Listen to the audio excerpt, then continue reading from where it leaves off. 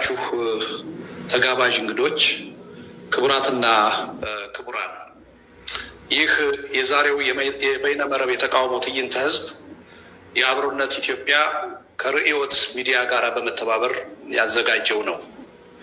ትዕይንተ ህዝቡ በዋናነት የተዘጋጀው የብልጽግና አገዛዝ እየተከተለው ያለውን የጦረኝነት አካሄድ ለመቃወምና በንጹሃን ዜጎች ላይ እየተፈጸመ ያለውን ግድያና ጭፍጨፋ ለማውገዝ ነው። የትዕይንተ ህዝቡ መሪ ቃልም ጦርነት ይቁም፣ የግፍ አገዛዝ ያብቃ፣ ሰላም ይስፈን የሚል ነው።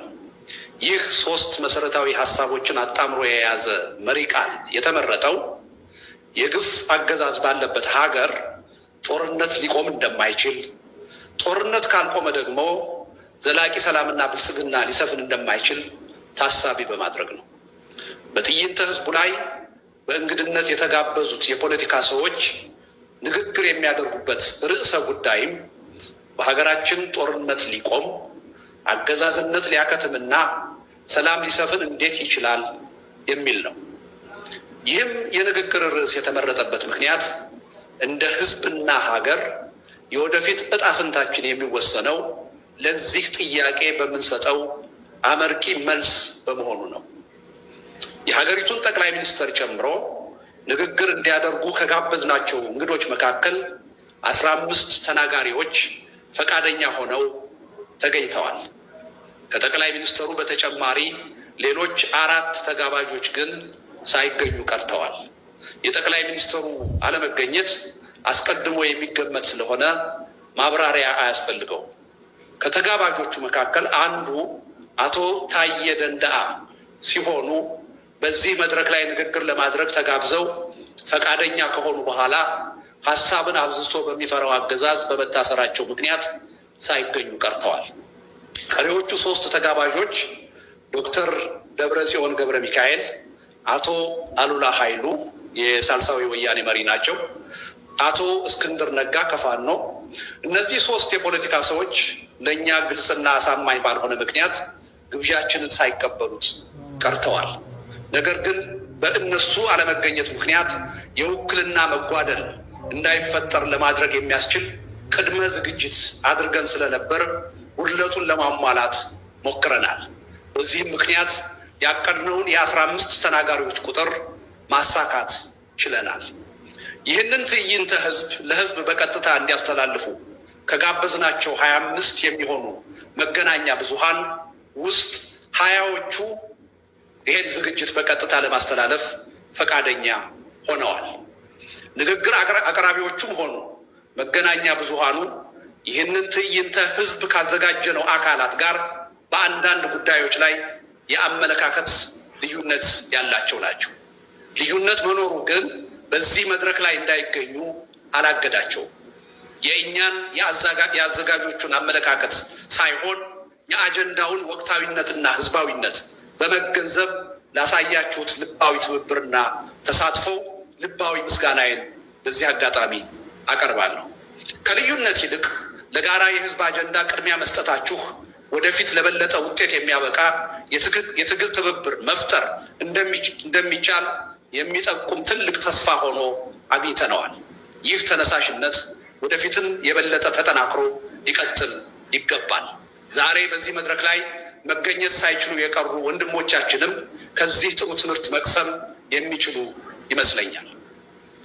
በአሁኑ ወቅት በስልጣን ላይ የሚገኘው የብልጽግና አገዛዝ ሀገሪቱን በብቃት ለመምራት የሚያስችል እውቀት፣ ልምድ እና ቅንነት አልኖረውም። ከአሁን በኋላ ከሁሉም በላይ ለህዝብና ለሀገር ደህንነት ደንታ ቢስና ለስልጣን የበላይነቱ ብቻ ቀናይ የሆነ ጦረኛ አገዛዝ በመሆኑ የኢትዮጵያንና የህዝቧን ህልውና ከፍተኛ አደጋ ላይ ጥሎታል። በሀገሪቱ እየተከሰተ ያለው የኢኮኖሚ ቀውስ፣ የማህበራዊ ትስስር መበጣጠስና የእርስ በርስ ጦርነት በተባበረ ትግል በፍጥነት ካልተቀለበሰ በስተቀር የመጨረሻ ዕጣ ፈንታችን እየተላለቁ ከመፈራረስ ውጭ ሊሆን አይችልም። በተለይም በአሁኑ ወቅት እየታየ ያለው የጦርነት ውጥረት ለይቶለት ከፈነዳ በሀገራችን ብቻ ሳይሆን በአጠቃላይ በአፍሪካ ቀንድ ከፍተኛ ቀውስና ትርምስ የሚያስከትል እንደሚሆን መጠራጠር አይቻልም። ይህንን እጅግ አውዳሚ የሆነ ከፊታችን እየመጣ ያለ ጦርነት ተባብረን እንዳይነሳ ማድረግ ካልቻልን በስተቀር ሀገራዊም ሆነ ህዝባዊ ህልውናችን ልንገምተው በማንችለው ፍጥነትና መጠን አደጋ ላይ መውደቁ አይቀሬ ነው። አሁን ላይ ህዝባችን ከሚገኝበት ሁለንተናዊ ሰቆቃ አኳያ የሀገሪቱ የፖለቲካ ኃይሎች በጋራ አጀንዳ ተባብረን እንዳንታገል የሚያደርገን ምንም አይነት አሳማኝ ምክንያት የለም። በአጭሩ የማያዋጣ የተናጠል ሩጫችንን ትተን ካልተባበርን በስተቀር እያካሄድን ያለውን ትግል አናሸንፍም። ካላሸነፍን ደግሞ እየተላለቅን ከመፍረስ ከቶንም አንድንም። እንደ ሀገርና ህዝብ ህልውናችን አደጋ ላይ ወድቆ እያለ ለማንኛውም አይነት የኢኮኖሚ ጥቅምም ሆነ ለፖለቲካ ስልጣን ቅድሚያ ልንሰጥ አይገባም። ኢኮኖሚያዊ ጥቅምም ሆነ የፖለቲካ ስልጣን ሊኖረንም ሆነ ሊጠቅመን የሚችለው መጀመሪያ እንደ አገርና ህዝብ ህልውናችን የመቀጠል ዋስትና ሲኖረው ብቻ ነው። ስለሆነም አሁን ላይ የሁላችንም ቀዳሚ ትኩረት በሀገራችን ጦርነት ቆሞ አገዛዝ ተወግዶና ዘላቂ ሰላም ሰፍኖ የሀገራችንንና የህዝባችንን ህልውና እንዴት ይቀጥል በሚለው መሰረታዊ ጥያቄ ላይ ሊሆን ይገባዋል።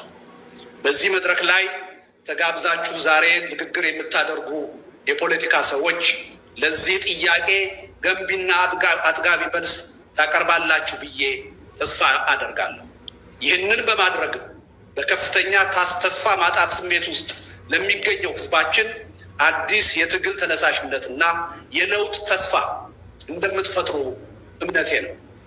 በስልጣን ላይ ያለው አገዛዝ የሀቀኛ ድርድርን በር ዘግቶ በአፈናና በኃይል መግዛትን ብቸኛ ምርጫው አድርጎ እስከቀጠለ ድረስ ተቃዋሚ ኃይሎች ርዕዮተ ዓለምና ብሔር ተሻጋሪ የሆነ የጋራ ትብብር ፈጥረን አገዛዙን በጋራ መታገል ታግለንም ማሸነፍ መቻል የምርጫ ጉዳይ ሳይሆን ብቸኛ ግዴታችን ነው። ተቃዋሚ ኃይሎች የወቅቱን ትግል በሚፈለገው ፍጥነት ማሸነፍ የተሳነን አገዛዙ በማንኛውም መመዘኛ ጠንካራ ስለሆነ አይደለም። ይልቁንም እኛ ተቃዋሚዎች መከባበር፣ መደማመጥና በጋራ ጉዳያችን መተባበር የተሳነን ደካሞች በመሆናችን ጭምር። ይህንን እውነታ በውል ተገንዝበን ከተባበርንና ህዝባችንን ባልተከፋፈለ አንድ የጋራ ድምፅ ማታገል ከቻል ግን የወቅቱን አገዛዝ ያለ ማጋነን በጥቂት ወራት ውስጥ በሰላማዊ የህዝብ እምቢተኝነት ትግል ልናሸንፈውና ሀቀኛ ድርድርንና እውነተኛ የሽግግር ሂደትን እንዲቀበል ልናስገድደው እንደምንችል ጥርጥር የለኝም። ከዚህ እምነት በመነጨ የዛሬውን የተቃውሞ ትዕይንተ ህዝብ ስኬታማነት እንደ አንድ ተጨባጭና ጥሩ መነሻ በመውሰድ በአጭር ጊዜ ውስጥ በጋራ መለስተኛ ፕሮግራም የጋራ ትብብር ፈጥረን ህዝባችንን አገዛዝ አንቀጥቅጥ ለሆነ ሰላማዊ ህዝባዊ እምቢተኝነት ትግል አነሳስተን በብቃት አታግለን ለአሸናፊነት መብቃት አለብን። በመጨረሻም ከእንግዲህ ህዝባችን ሊያካሂድ የሚገባው የሰላማዊ ህዝባዊ እምቢተኝነት ትግል በተናጠል ሩጫና በስሜት መሆን የለበትም። የህዝብ ትግል ጠንካራ የጋራ ትብብር በፈጠሩ ድርጅቶችና በአግባቡ በተጠና ሀሳብና ስልት መምራት አለበት። ከአሁን ቀደም ደጋግሞ ሲሆን እንደታየው መስዋዕትነት የተከፈለበት የህዝብ ትግል መጨረሻ ላይ ያለ አግባብ በሌሎች እንዳይጠለፍና እንዳይከሽፍ ማድረግ የምንችለው በጠንካራ ድርጅትና በጠራ የሀሳብ ዝግጅት ትግሉን ከመራ ነው ብቻ ነው። የአብሮነት ኢትዮጵያ በእውነትም እንደ ስሙ በቅርጽም ሆነ በይዘት ኢትዮጵያን እንዲመስልና የህዝቡን ትግል በብቃት ማስተባበርና ማጠናከር የሚያስችል ጠንካራ ተቋም እንዲሆን ከፍተኛ ጥረት እያደረግን እንገኛለን።